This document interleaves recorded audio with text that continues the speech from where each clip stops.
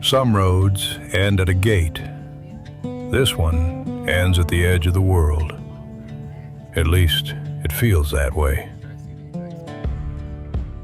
You drive up Grand Mesa, past timber, lakes, rock, and weather that looks like it changes its mind every 12 minutes.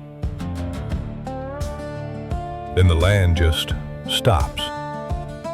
And sitting right there on the rim is Land's End Observatory. Not a castle, not a hotel, not exactly a ranger station.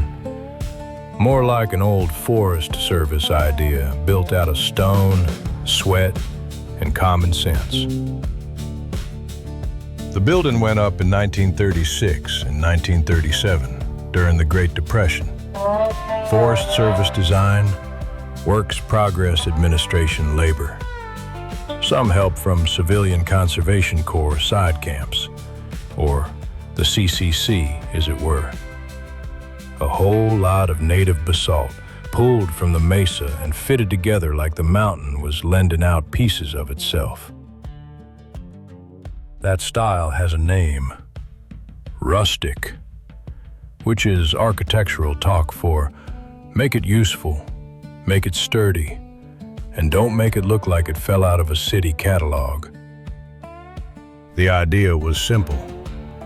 Give travelers a place to stop.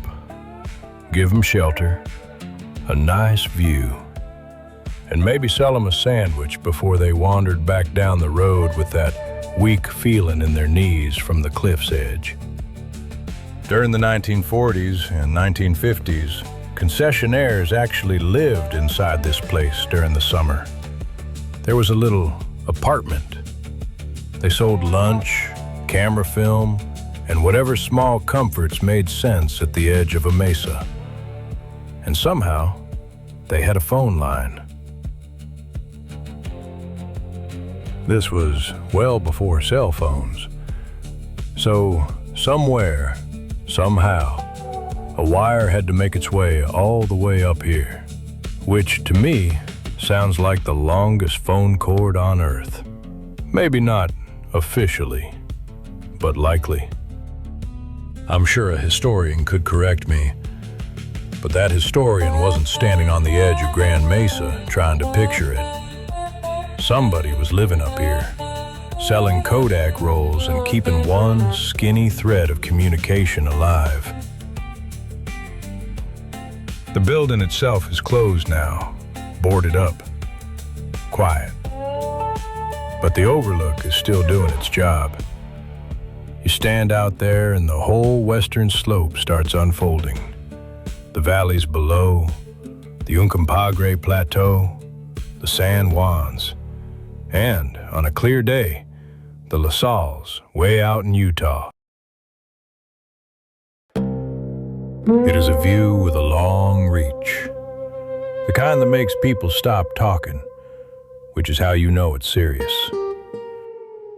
At one time, a metal sighting dial sat on a basalt pylon, pointing visitors toward the landmarks in the distance. It was later removed, or stolen, which feels about right.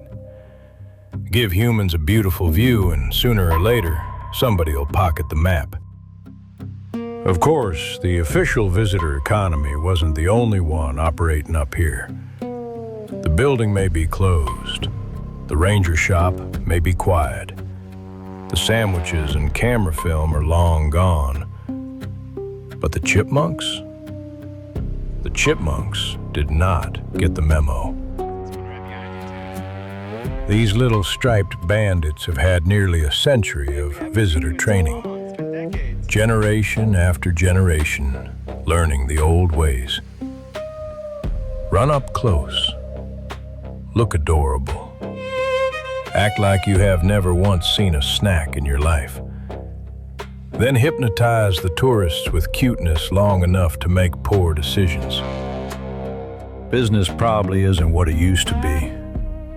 Back when the building was open, there were more people, more lunches, more crumbs, a stronger local economy for tiny criminals. Now the rare visitor shows up, and the whole wall comes alive like somebody rang the dinner bell. They swarm in with confidence. Not rude exactly, just professionally hopeful. And I'm pretty sure at least one of them spoke English. Not full sentences, but enough.